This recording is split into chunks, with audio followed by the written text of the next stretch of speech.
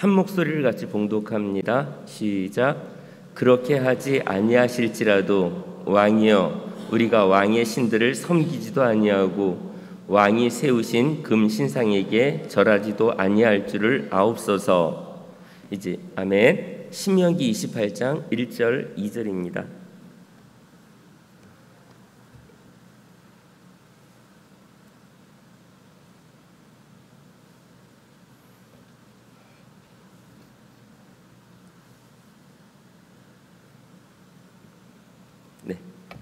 같이 1절 2절 같이 봉독합니다. 시작. 내가 내 하나님 여호와의 말씀을 삼가 듣고 내가 오늘 내게 명령하는 그의 모든 명령을 지켜 행하면 내 하나님 여호와께서 너를 세계 모든 민족 위에 뛰어나게 하실 것이라. 내가 내 하나님 여호와의 말씀을 청종하면 이 모든 복이 내게 임하며 내게 이르리니. 아멘. 혹시 지난번 제가 했던 강의 기억나세요? 기억 안 나시죠? 예, 만남에 대한 그 강의를 좀 제가 했었습니다. 예, 우리 삶에 있어서 이루어지는 모든 만남은 우연이거나 악연이 아닙니다. 모든 것이 필연입니다. 우리가 기억하고 싶지 않은, 그래서 악연이라고 생각하는 그 만남도 하나님께서 이끄셔서 우리들의 삶을 가장 좋은 걸음으로 사용하신다는 것을 기억하시기 바랍니다. 특별히 동선교회에서의 만남이 가장 아름다운 만남으로 기억되시기를 다시 한번 축원합니다. 모든 사람들이 가지고 있는 생각이 이런 생각 아닐까 생각이 돼요. 부자가 되고 싶다. 다 생각하시죠? 안 돼도 돼요? 떵떵거리며 살고 싶다. 그리고 내가 원하는 거 실컷 하며 살고 싶다. 세상에서는 이렇게 살면 성공이라고 표현을 합니다. 맞나요? 이렇게 사는 거 성공이라고 하잖아요. 아니에요? 어렸을 때 우리 집은 가난하고 또 어렵게 살았으니까 나는 나중에 돈 많이 벌어서 내가 하고 싶은 거 다 하고 살아야지. 이렇게 생각해 보신 적 있으시죠? 근데 또 그런 반면 난 돈 많이 벌면 그 돈을 가난한 이웃들에게 나누며 살아갈 거야 라고 이렇게 다짐을 해보기도 합니다. 멋진 생각이죠. 근데 그렇게 살다 보니까 그게 막상 잘 되던가요? 버는 것도 힘든데 막상 벌어보니 힘들게 일해서 번 돈 나누어주기가 더 어려워졌어요. 돈은 있는데도 와, 내가 정말 밤잠 안 자면서 번 거 나누려고 하니까 이게 막 주머니에서 안 나오는 거예요. 예, 그런 부분들이 발생하게 되죠. 내가 쓸 거 다 쓰고 나누려니까 나눠줄 게 없는 겁니다. 나눠주며 살겠다고 다짐했던 분들 그렇게 못해가지고 막 마음이 찜찜하다면 이제 조금씩 마음과 몸이 움직이면 이제 그 찜찜했던 그 마음의 자유로움을 느끼시리라 생각이 됩니다. 오늘 강의를 성공 그리고 성공과 간증 이렇게 좀 했습니다. 세상에서는 성공이라는 게 대두가 돼요. 성공해서 자기 자랑을 하게 되는데 교회에서는 특별히 교회에서 성공이라는 이야기를 할 게 없고 간증이라는 게 있어요. 나 이렇게 살았더니 하나님이 이런 복을 주셨어. 이렇게 형통하게 해주셨어. 이렇게 얘기하는 거. 세상은 성공, 교회는 간증. 이렇게 둘로 좀 나누지 않을까 생각이 돼서 한번 말씀을 준비해 봤습니다. 다 부자가 되길 원하고 우리 성도님들 여기 나와서 한번 간증해 보고 싶죠? 네? 간증 하고 싶으신 분 한번. 두 분 준비가 돼 계세요. 네네. 자녀들을 잘 키우면 그게 성공일까요? 내 집 마련이 힘든 시기에 내 집 마련하면 그래도 이만큼이면 성공했어. 계속 우리가 세상 잣대에 맞춰서 집이 없으면 어때요? 내가 누울 공간이 있잖아요. 그게 월세든 전세든 관계없이 내 집 마련해서 조금 있다가 우리 다 천국 갈 거잖아요. 내가 영원히 끌어안고 있을 게 아닌데 거기에 목숨을 거는 거예요. 막 먹을 거 안 먹고 허리를 조여가며 집 하나 딱 얻어놓고 그 다음에 돌아가시는 거예요. 이게 얼마나 허무해요. 그걸 위해서 살아가는 게 아닌데 하나님이 주셨던 걸 누리지 못하고 살아가는 그런 부분들이 있습니다. 세상에 존재하는 그런 성공하는 사람들의 7가지 습관이라는 그런 책도 있고, 근데 거기에 그 글을 이렇게 좀 모아놓은 부분을 제가 한번 같이 이야기를 나누려고 합니다. 성공하는 사람들의 7가지 습관이 없으면 안 되거든요. 습관은 21일이면 그게 내 몸에 밴대요. 우리 다이어트에 실패하시는 분들 21일만 참아보세요. 그대로만 하면 돼. 근데 한 일주일 하다가 친구가 만나재.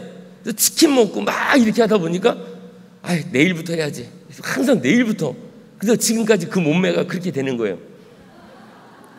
21일을 참아야 되는데 그게 안 돼가지고 그것만 하면 성공이 된대요. 습관에 대한 그 부분을 이야기하는데 첫 번째가 이제 이건 교회 게 아니라 세상에서 얘기하는 거예요. 규칙적 기상. 그러니까 아침형 인간이 돼야 되는 거예요. 규칙적으로 일어나야 되는데 어떤 날은 5시에 일어나서 기도 오고 어떤 날은 몸이 찌뿌둥하니까 7시에 일어나고 이렇게 되면 안 되고 항상 일어나야 될 시간들을 그렇게 해서 내 몸이 그 시간에 반응하게 만드는 거예요. 그렇게 그게 안 되면 내 몸이 어떤 날 일어났다가 어떤 날 좀 늦게 일어나고 막 그러면 밸런스가 안 맞는 거거든요. 그래서 규칙적인 기상을 좀 해야 돼요. 아침 30분을 확보하면 1년에 한 달의 여유 시간을 버는 거예요. 30분 별거 아닌 것 같은데 내 인생에 있어서 매일 30분만 내가 잘 활용하면 그걸 모아보면 그게 한 달이래요. 어마어마하죠. 365일 중에 내가 30분씩을 잘 활용하면 한 달을 넉넉히 살아갈 수 있어요. 잠 많이 자면 행복한 거 아니잖아요. 근데 잠 못 자면 안 될 것 같아서 난 8시간은 꼭 자야 돼. 그래서 막 잠을 꼭 채우려고 이렇게 하지 마시고 조금 이 시간을 잘 씀으로 인해서 우리가 세상에서 이야기하는 성공에도 우리가 가까이 좀 가봤으면 좋겠어요. 성실성이 없다면 당신이 어디를 가더라도 아무도 당신을 따르지 않을 것이다. 데니스 맥더맷이라고 하는 작가가 그런 말을 해요. 성실성이 중요해요. 그 시간, 약속했던 시간에 나와의 약속을 지키는 거예요. 그게 우리에게 좀 있어야 된다. 두 번째는 플러스 사고.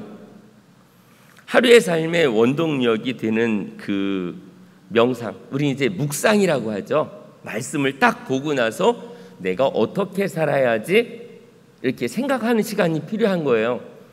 생각하고 움직이는 사람하고 움직이면서 생각하는 사람은 이게 확연하게 다르거든요. 조용히 어떻게 할까 하루 스케줄을 써놓고 나서 움직이는 사람하고 막 하다가 뭐 빼먹은 거 있나? 그리고 왔다 갔다 하다 보면 하루가 정리가 안 되는 거죠. 그래서 조용히 묵상하고 조용히 생각하면서 어떤 일을 진행할지를 고민하는 게 우리에게 좀 필요합니다. 당신이 할 수 있다고 생각하든 할 수 없다고 생각하든 당신 생각은 항상 옳다. 이렇게 생각하고 있어야 돼요. 내가 하는 모든 일들이 이게 난 할 수 있어, 할 수 없어 라고 해도 그 생각 다 많다는 거예요. 그렇다면 할 수 있다고 생각하는 게 우리에게 더 도움이 되겠죠. 이건 헨리 포드가 한 말이고요. 세 번째로 시간 관리. 이것만 하면 사실 저희 그 50대에 계신 분들 학력고사 볼 때 뭐라 그랬죠? 공부할 때 항상 이렇게 붙여놨던 거 있죠? 뭐 하면 붙고 뭐 하면 떨어지고 그런 게 있죠? 사당 오락이라고 안 들으셨어요? 그런 얘기? 그냥 공부하셨구나. 네.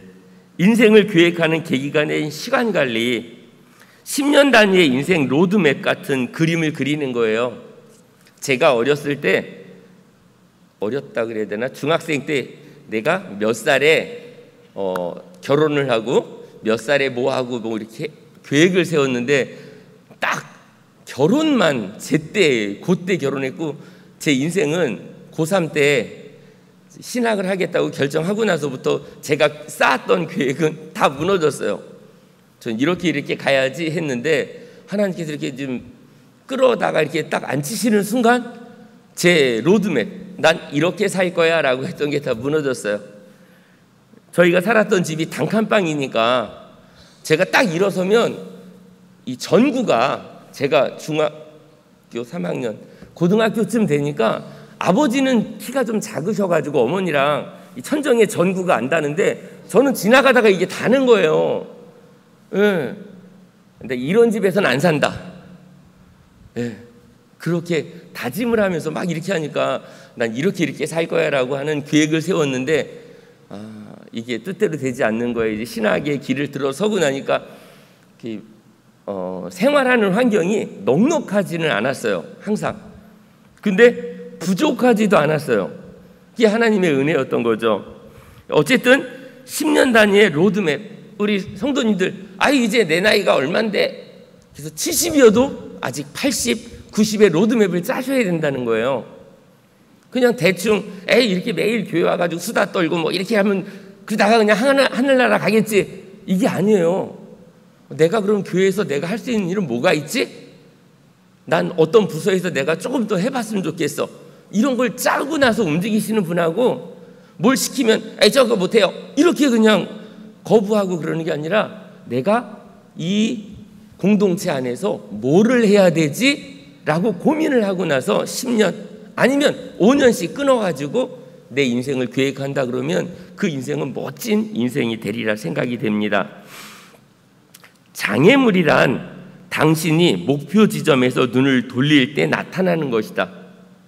그러니까 내가 목표점을 향해서 갈 땐 장애물이 안 보이는데 거기서 시선을 돌리면 거기 보이는 게 장애물인 거예요.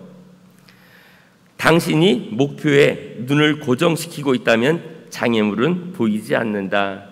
이것도 헨리 포드가 했던 말입니다. 그리고 네 번째로는 방대한 독서. 안 나오나요? 화면? 네, 방대한 독서. 네. 그래서 독서를 통해서 내가 경험하지 못했던 걸 경험해야 되거든요. 책을 읽지 않으면 결국 새로운 것들을 만들어내기가 쉽지 않습니다. 그래서 해리 트루먼이 이런 얘기를 합니다. 모든 독서가가 다 지도자는 아니다. 그러나 모든 지도자는 반드시 독서가여야 한다. 그러니까 경험해보지 않고 리더가 되기 힘드니까 책을 통해서라도 경험을 쌓아야 리더가 될 수 있다는 거예요. 그래서 우리 성도님들이 목장을 이제 끌어가는 그런 상황에서 초원지기가 되든 어떤 부서에서 뭘 해도 계속해서 리더는 뭘 해야 되는지 계속 읽으셔야 되는 거거든요. 그러니까 누가 했던 거 계속 어깨너머로 배운 걸 하는 게 아니라 나 나름대로 우리 부서는 내가 이렇게 할 거야 라고 계획을 세우고 이끌어가는 그 리더가 있을 때 그 리더가 있는 조직이 활발히 움직이게 되는 거예요. 그러니까 작년에 했던 거 똑같이 하는 게 아니라 작년보다 더 나은 조직을 만들어 가려면 내가 어떻게 할까? 내 조직에 있는 그 구성원들을 생일에 내가 편지를 한번 손편지를 써볼까? 아니면 그들을 위해서 뭔가 내가 뭘 쿠키를 만들든 이런 선물을 한번 만들어서 전해줄까? 막 이러면서 움직이면 그 사람들의 어떤 마음들이 내 안으로 결집되기가 쉽다는 거죠. 다른 사람들은 그 리더들은 어떻게 하는지 그거를 우리가 좀 생각해 봐야 된다는 것입니다. 다섯 번째로는 꾸준한 운동. 이거 규칙적으로 해야 되거든요. 매일 40분씩 주 5일을 규칙적으로 운동하는 게 되게 중요하대요. 그리고 힘들다라고 하는 그 순간에 조금 더 넘어서야 그게 운동이래요. 막 뛰다가 요 정도면 됐어 하고 멈추면 운동이 아니래요. 죽을 것 같아 라고 하는 데까지 갔을 때가 그게 내 몸에 운동으로 작용을 한다는 거예요. 매일 5km 걷는 걸로 해서 요 정도면 적당히 하고 여기서 끝나는 게 아니고 오늘은 6km, 다음에는 7km, 내 한계를 조금씩 넘어가면 그게 이제 나에게 운동이 된다는 거죠.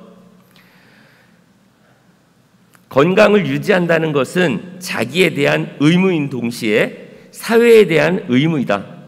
오늘날 100살이 넘게 오래 산 사람은 거의 모두가 여름이나 겨울에 일찍 일어난 사람들이다. 푸시킨이 이런 말을 했습니다.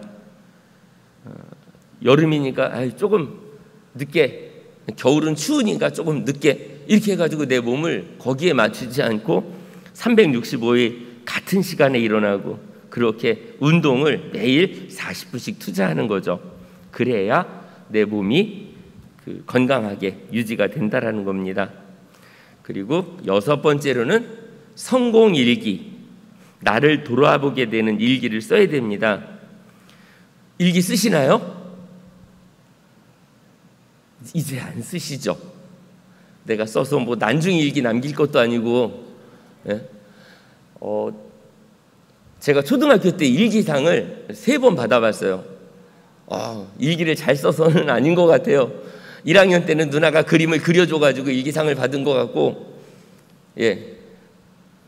3학년, 4학년 때는 일기를 나름대로 막 썼어요.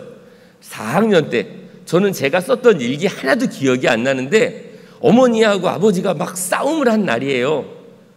그날 제가 썼던 일기 제목이 일기 내용이 아니라 시를 썼어요. 인생이란. 그렇게 해서 써서 이렇게 뭘 썼어요. 그래서 저는 나름대로 그때 당시엔 무조건 오늘 아침 일찍 일어나서 뭐 이렇게 써야 되는데 인생이란 하면서 엄마 아빠를 보면서 왜 싸우는 거야? 이러면서 이제 거기다가 시를 썼어요. 인생이란 참 힘들다 막 이렇게 썼어요. 그랬더니 선생님 댓글이 빨간색 볼펜으로 이렇게 색연필을 썼나? 이렇게 해가지고 써주셨는데 명철아 너가 아직 인생을 생각하기엔 이른 것 같다 이렇게 해가지고 그 다음부터 이제 시 안 썼어요. 그때 시를 더 썼으면 제가 유명한 시인이 됐을지도 모르는데 어떤 종류의 신념이나 지식의 목적을 이루기 위한 적극적, 지속적, 신중한 사고 형태가 자기 성찰적 사고다. 존 듀이라고 하는 사람이 이런 말을 했는데요. 하루를 돌아봐야 나를 반성하게 되고 나를 발견하게 돼요. 근데 이게 안 되면 내일은 똑같은 일을 계속, 그러니까 여기다가 뭘 적으면 내가 돌불에 걸려 넘어졌던 그 장소를 기억하면 내일은 거길 피해가는데 넘어졌던 데를 신경을 안 써. 그럼 내일 가다 또 넘어지는 거예요. 한번 써보면 오늘 집 앞 왼쪽 모퉁이를 돌아서 10m 지점에 돌멩이가 있어서 내가 빼지는 못하고 다음엔 조심해야겠다 이렇게 써놓으면 다음번에 거기 건널 때는 내가 조심하게 되잖아요. 근데 그걸 안 써놓으면 다음 날도 알았어 그러다가 또 넘어지고 하는 거죠. 적는다는 건 되게 중요하거든요. 그래서 가끔씩 우리 목사님 말씀 이렇게 막 쓰잖아요. 다시는 안 보지만은 그러잖아요. 집에 가 다시 보세요. 잘 안 보잖아요. 그 당시에는 그냥 약간 막 적으면서 머릿속에 기억을 하려고 하시는데 어쨌든 일기는 우리에게 좀 꼭 필요한 겁니다. 그리고 7번째, 칭찬과 용서. 칭찬과 용서로 더욱 강해지는 인맥. 우리가 칭찬 돈 드는 거 아닌데 참 인색해요. 새로운 옷을 입고 막 교회에 왔으면 옷 너무 예뻐 이러면 되는데 기껏 10만 원 들여가지고 파마를 딱 하고 왔는데 그거 어디서 했어? 이러면 기분이 팍 상하잖아요. 난 10만 원 들였는데 왔으면 머리 잘 됐다. 어디서 했어? 나도 한번 가야지. 이렇게 했을 때랑 기껏 돈 들여가지고 이렇게 왔는데 너무 구리다 이러면 돼요? 안 돼요? 안 되잖아요. 돈 드는 거 아닌데 우리가 너무 인색해. 조금 티를 입어도 싸구려 티를 입고 왔어도 야 잘 어울린다. 그것 때문에 기분 나쁠 사람 없잖아요. 칭찬도 해주시고요.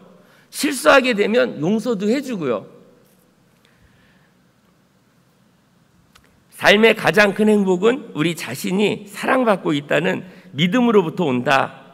빅토 위고가 이런 이야기를 했고요.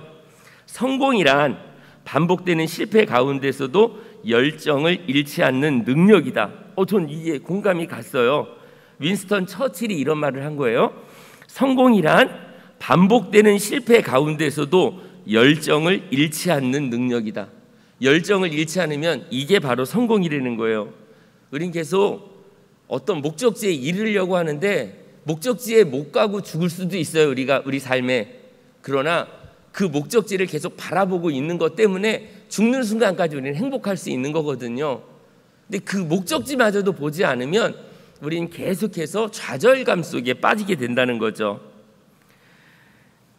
사전에서는 성공을 목적하는 바를 이룸, 영어로는 success라고 하는데요. 목적하는 바를 이루는 게 성공이래요. 그러니까 큰 기업에 들어가서 오너가 되거나 내가 했던 사업이 번창하거나 내가 자녀들 둘을 키웠는데 다 명문대를 나오고 뭐하고 해가지고 다 잘 살아. 아유, 이만큼 했으면 난 성공했어. 이런 게 아니라 이 성공 자체는 목적한 바를 다 이루지 못했어요. 왜냐하면 얘네들 대학을 보내는 게 목적이 아니었잖아요. 얘네들이 일평생 계속해서 하나님 곁을 떠나지 않고 어떤 순간에도 하나님만 붙잡는 자녀가 돼야지, 대학을 나왔는데 자기 잘난 못에 막 부모님도 무시하고 살아간다 그러면 그거는 실패죠, 실패. 기업의 대표가 성공담 이야기를 하는 걸 한 번쯤은 다 들어보셨겠죠. 지하 창고 같은 데서 공장을 시작했어요. 불도 한 3번 정도 났어요. IMF도 겪고 사기도 몇 번 당했어요. 그럼에도 불구하고 일어섰다. 그러면 와, 대단하다 그러면서 우리가 칭찬을 좀 하죠. 우리 성도님들 간증 그렇습니다. 세상에서는 그렇게 역경 속에서 딛고 일어서서 성공했다라고 하는데 우리 교회에서도 그러잖아요. 간증. 거의 다 성공담이죠. 내가 이렇게 하다가 정말 죽음 가운데 이르렀다가 내가 살아났어. 그리고 저 밑바닥까지 내려갔다가 다시 일어섰어. 우리 성도님들 한 번쯤은 죽을 고비 넘기셨죠? 다 순탄하게 사셨어요? 전 죽을 고비를 좀 몇 번 넘겼어요. 저는 모르는데 제가 6살 때 마당에서 놀고 있는데 돌멩이 이만한 게, 제 머리통만한 게 제 머리 위로 슉 지나갔대요. 저희 동네는 탄광은 아닌데 광산이에요. 돌멩이 깨가지고 뭘 만드는 그런 동네였었는데 난포라고 해서 다이나마이트를 터뜨리는 거예요. 이렇게 컴프레셔로 구멍을 내고 다이나마이트를 넣고 선을 쭉 가서 선을 툭 이렇게 하면 뻥 터지는데 대난포라고 해서 이 다이나마이트 개수가 더 많이 들어간 날이 있었는데 그날 뻥 터뜨렸는데 그게 마을까지 내려왔는데 그게 제 머리 위를 지나간 거예요. 저희 어머니가 넌 오래 살겠다. 모르겠어요. 어머님 가셨으니까 지금 안 계시니까 보여드릴 수도 없고. 어쨌든 그런 죽을 고비를 넘기고 시골 교회에서도 죽을 고비를 한번 넘기고 그러다가 내가 이제 하나님을 제 하나님으로 모시게 됐는데, 성경에서 다니엘의 세 친구의 고백은 늘 우리의 가슴을 먹먹하게 합니다. 느부갓네살이 금신상을 만들어 놓고 멋진 음악을 틀면 그때 절해라, 절하지 않는 사람은 푸른 불에 던져 넣겠다라고 하는 어명을 이제 내리게 됩니다. 다니엘의 세 친구는 그렇게 하지 않겠다고. 그 사실이 왕의 귀에 들어가게 되니까 왕이, 그래도 이 사람들이 이스라엘에서는 좀 꽤 똑똑한 애들이었는데 애들을 죽이기는 너무 아깝고, 그래서 한 번 더 기회를 주는 거예요. 이제라도 악기 연주가 진행되면 절해라. 금신상에게 절해라. 그럼 살려주겠다. 내 손에서 신보다 더 높은 사람이 돼버린 거예요. 느부갓네살이. 내 손에서 건져줄 신이 누구겠느냐? 그때 사드락 메삭 아벳느고는 이런 말을 합니다. 왕이여, 우리가 섬기는 하나님이 계시다면 우리를 맹렬히 타는 풀무불 가운데서도 능히 건져내시겠고 왕의 손에서도 건져내시리이다. 그렇게 하지 아니하실지라도 왕이여, 우리가 왕의 신들을 섬기지도 아니하고 왕이 세우신 금신상에게 절하지도 아니할 줄을 아옵소서. 아니, 이렇게 고백하면 하나님이 왕의 마음을 바꿔줘서 불에 안 들어가게 해야 되는데 불구덩이에 들어가게 되는 거예요.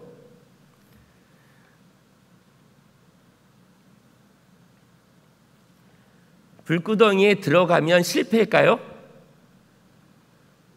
성경은 이 세 친구가 살아나서 나왔지만 살아나지 않고 불구덩이에 던져졌는데 거기서 죽었어요.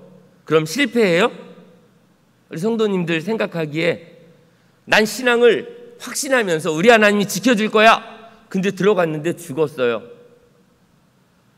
기독교적인 관점에서는 여기까지도 성공으로 보셔야 된다는 거죠. 우리가 원하는 대로 가는 게 아니라 하나님이 원하는 대로 가는 게 성경적인 성공이라는 겁니다. 내가 원하는 대로 가지 않고 하나님이 목적하셨던 대로 내 몸을 움직여주는 게 그게 바로 순종이고 그게 바로 성공의 지름길이라는 겁니다. 우리가 생각하지 못한 일들이 이루어질 때 그것을 우리는 기적이라고 합니다.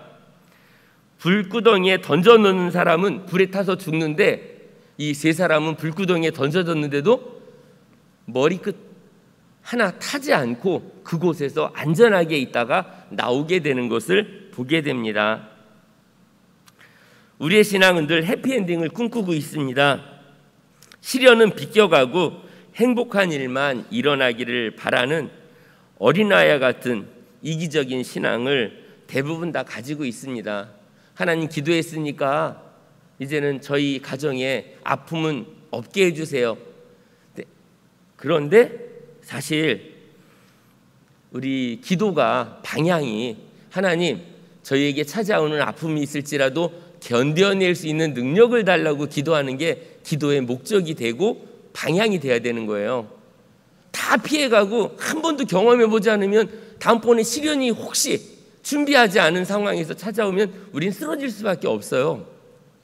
하나님 앞에 기도하는 건 우리에게 찾아오는 모든 시련을 능히 이겨낼 수 있는 능력을 달라고 기도하는 게 우리의 기도 제목이어야 된다는 겁니다. 올해도 새일의 기도회가 11월 1일부터 있겠죠. 실패하신 분이 오셔서 근데 그 이야기를 하는데도 그게 은혜가 되는 이야기가 있었으면 좋겠어요. 다 세계적인 유명하신 분이 되고 막 그런 분들이 오는 것만이 아니라 실패했는데도 은혜가 되는, 근데 그 실패 가운데도 함께 하셨던 하나님이 증거될 수 있는 그런 간증이 있었으면 하는 바람이 솔직히 있어요. 우리 성도님들 난 내세울 게 없는데 그래도 그 삶 가운데 함께 하셨던 하나님 왜 자랑을 못하겠습니까? 그런 하나님 막 끝까지 자랑할 수 있는 우리 성도님들이 되시기를 바랍니다. 우리 자녀가 명문대 나와야 되고 내가 뭐 하는 일이 이런 사업을 하고 있고 막 그런 거 자랑하는 거 말고요. 내가 오늘 기도했는데 나에게 이런 기쁨이 있었어. 나에게 이런 은혜가 있었어. 이런 이야기를 나눌 수 있는 그게 진짜 간증이 아닐까 생각이 돼요. 세상 기준으로 따라가면서 내가 이렇게 했더니 내가 매출 뭐 5억을 했고 막 이런 이야기에 우리가 좋겠다 막 이러는 거 아니고 교회만큼은 세상과 다른 잣대를 대고 바라봤으면 좋겠습니다. 눈에 보이는 거 말고 그 너머에 역사하시는 하나님만 무한 자랑하시기를 다시 한번 부탁을 드립니다. 국제시장이라는 영화 보셨나요? 보신 분 손 한번. 몇 분 안 보셨네. 네, 그 국제시장 그 영화 말미에 그 황정민이라고 하는 영화 배우가 아버지 사진을 보면서 이야기를 하는 그 순간이 이렇게 있는데, 황정민이라고 하는 사람이 그 덕수예요. 거기서는 덕수인데, 덕수가 자기 인생을 살아보질 못했어요. 내가 뭐 좀 해서 이렇게 공부 좀 해보고 대학을 가려고 막 그러는데 집에서 얘가 공부하겠대. 우리 성도님들 중에도 나는 초등학교밖에 못 나왔는데 동생 중학교 보내려고 공장에 가서 일했던 분 계시잖아요. 가족들을 위해서 그냥 어린 시절 시골에서 막 서울에 상경해가지고 그 어린 시절 막 공기도 안 좋은 데서 일하면서 가족들 뒷바라지 하겠다고 했던 그런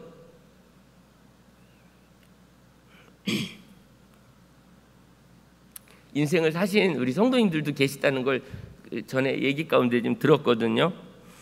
이 국제시장에 나오는 이 덕수라는 사람도 가족들을 위해서 자기가 하는 걸 다 포기해요. 그리고 월남전에 가가지고 돈을 벌기 위해서 갔다가 이 한쪽 다리를 좀 절게 돼요. 이제 총에 맞고 뭐 해가지고 그렇게 해서 오고요. 다시 또 돈을 벌기 위해서 독일로 가서 독일 광부를 해가지고 가가지고 거기서 또 돈을 벌어가지고 계속해서 가족을 책임지려고.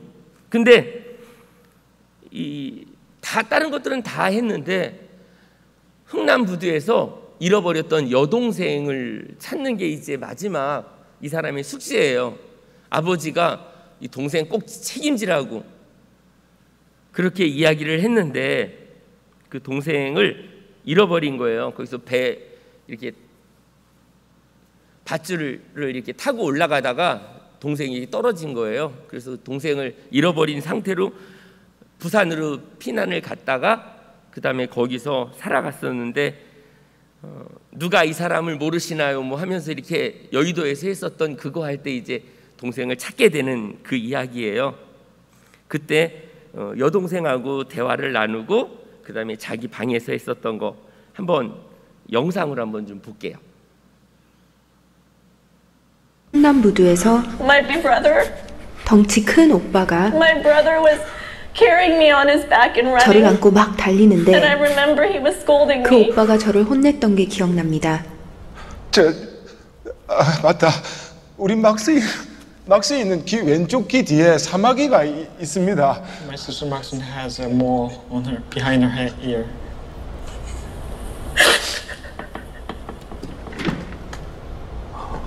어머, 사마귀가 저거 맞나? I remember right before we were separated. 헤어지기 바로 전에 My brother told 오빠가 me 한 말이 있습니다. 여 운동장이 아니다. 놀러 나온 게 아니다.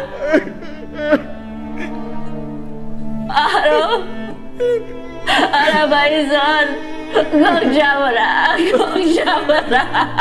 진짜로 내 동생 막순아.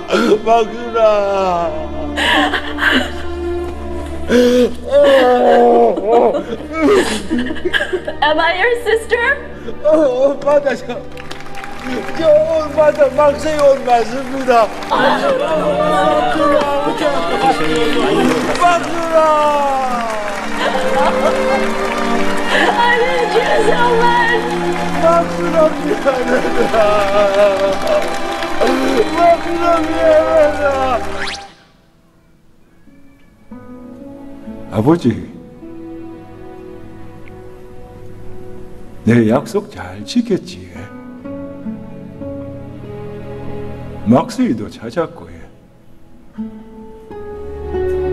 이만하면 내 잘 살았지?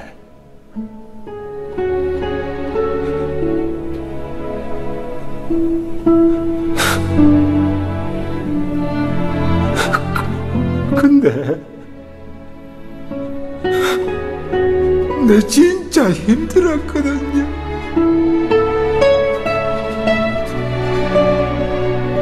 울지 말라고 독수야. 아버지.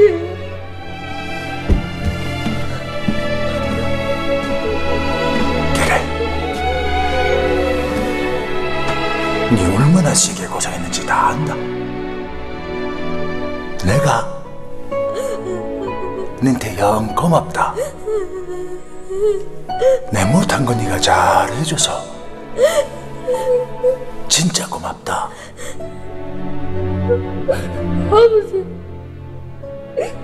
아버지가 되게 보고 싶었습니다. 그래, 나도 네가 영 보고 싶었다.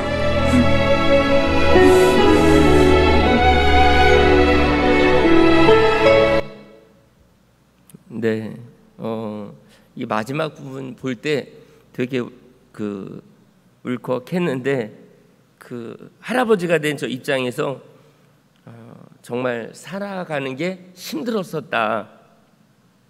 네.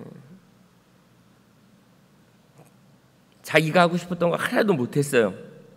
근데 이만하면 나 잘 살았지에 하라고 하는 그 대사가 우리 성도님들 살아가면서 주님 앞에 저 이만하면 잘 살았지에 하면서 이야기할 수 있을 만큼 내 거를 하려고 하는 게 아니라 주님이 원하시는 걸 하려고 노력하는 게 우리에게 필요합니다. 가장의 무게를 지키며 자신의 인생을 살지 못했던 이 덕수라는 어린 친구가 성장하는 가운데 다 가족밖에 안 보이는 거예요. 아버지가 해줬던 너가 가장이다, 네가 챙겨라. 그리고 아버지는 동생을 찾으러 내려갔다가 아버지는 같이 배를 못 타고 헤어지게 된 건데 이제나 저제나 오실 줄 알았는데 결국 아버지를 못 만나고 그렇게 마지막 부분이 이렇게 끝나는데 아빠 보고 싶었다고. 성공이 뭐 별건가요? 그냥 묵묵히 자기 자리를 지키는 게 그게 성공이에요. 축구를 할 때 다른 거 말고 너 그 자리 지켜 그러는데 백이 꼭 공격하겠다고 나갔다가 문제가 되잖아요. 옛날에 히딩크 감독이 이끌어갈 때 우리나라 골키퍼를 했던 어떤 골키퍼가 공 몰고 나갔다가 공 뺏겨가지고 막 해서 그다음부터는 골키퍼를 안 시킨 거예요. 그래서 이훈재 선수가 골키퍼가 되는 그런 상황이 돼버렸죠. 자기 자리를 지키는 게 성공이에요. 골을 먹을 수도 있어요. 근데 그 자리를 안 지켜서 더 큰 어려움이 찾아오면 그게 힘들다는 거죠. 우리 숫자 한 번만 띄워주시겠어요? 714. 이게 뭘 것 같아요? 714.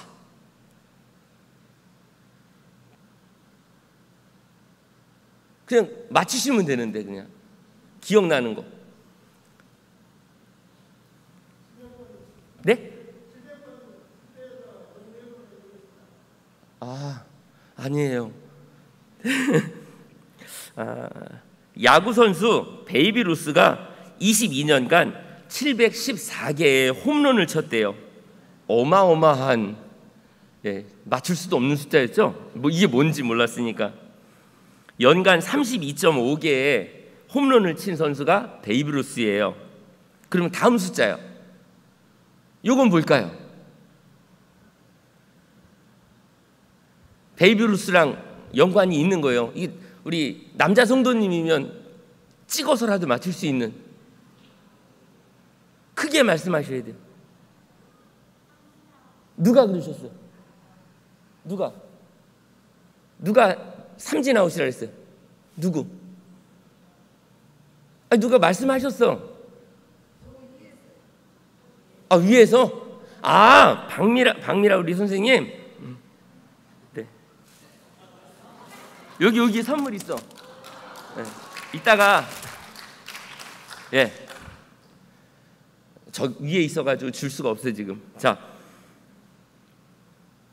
714개의 홈런을 쳤는데요. 근데 1330번 삼진 아웃, 방망이를 못 쳐가지고 죽은 횟수가 1330번이래요. 근데도 714번 홈런에 초점이 맞춰진 거예요. 세상은 아웃된 거에 대해서 야, 넌 매일 죽어. 이렇게 해가지고 책망하지 않아요.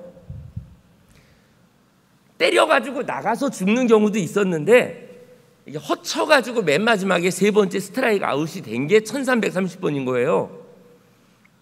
세상은 714번에 초점을 맞춰서 잘한 거를 보고요, 1330번 삼진 아웃으로 죽은 거에 대해서 이야기하지 않아요. 근데 교회에서는 잘한 게 요만큼 있으면, 못한 게 요만큼 있으면 못한 것만 보니까 문제가 되는 거예요. 세상도 못한 거를 안 보고 잘한 거를 보는데, 교회라는 이 공동체 안에서 계속 왜 집사님은 그래, 권사님은 왜 그래 그러면서 계속 못한 거를 보는 게 아니라 잘한 걸 계속 보려고.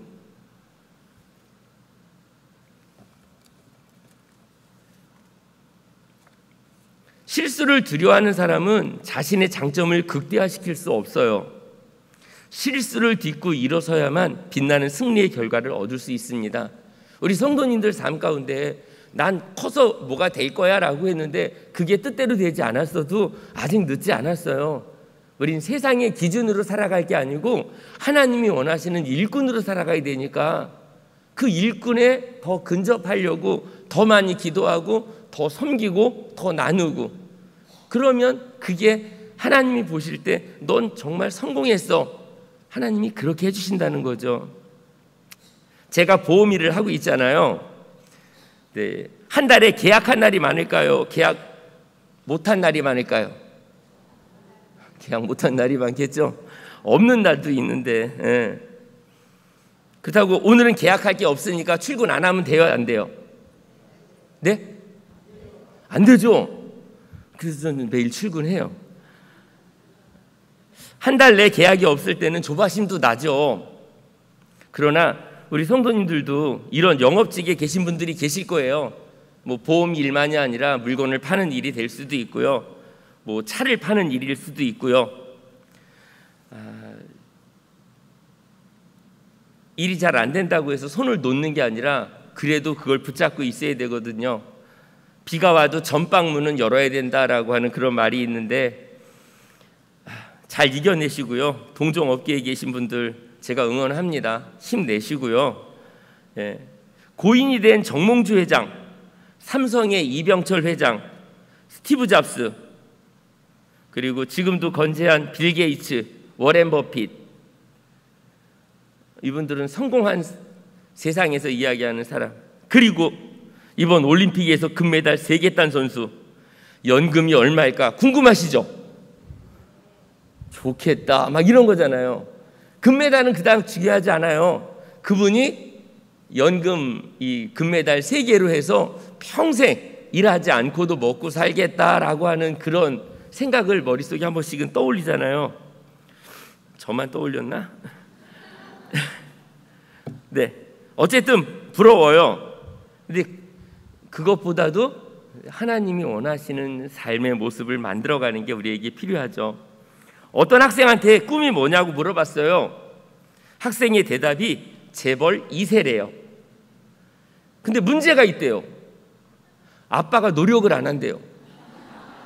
아빠가 재벌이 돼야 내가 재벌 2사가 되는데 아빠가 재벌 될 생각을 안 해. 그래서 나는 재벌 2세가 되기가 힘들대. 구약에서는 요셉이 성공의 롤 모델이 아닐까 생각이 됩니다. 어떠한 경우에도 원망보다는 그대로를 받아들이는 신앙, 그래서 그가 있는 그 자리가 형통한 자리가 됐다라고 성경은 계속 말씀하고 있습니다. 그 자리를 지키는 게 중요해요.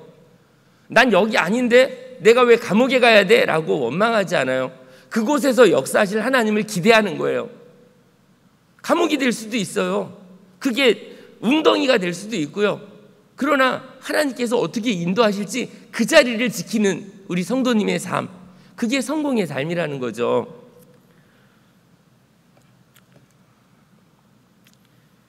간증이 좀 두려운 경우가 좀 있습니다. 간증을 기껏 하셨는데 그분이 잘못된 일에 연루돼서 뉴스에 등장할 때 참 힘들죠. 또 심지어 신앙인인데도 불구하고 마약을 하거나 사기를 저질러서 충격을 주는 경우, 그래서 교회에서 하는 간증은 되게 신중을 기해야 돼요.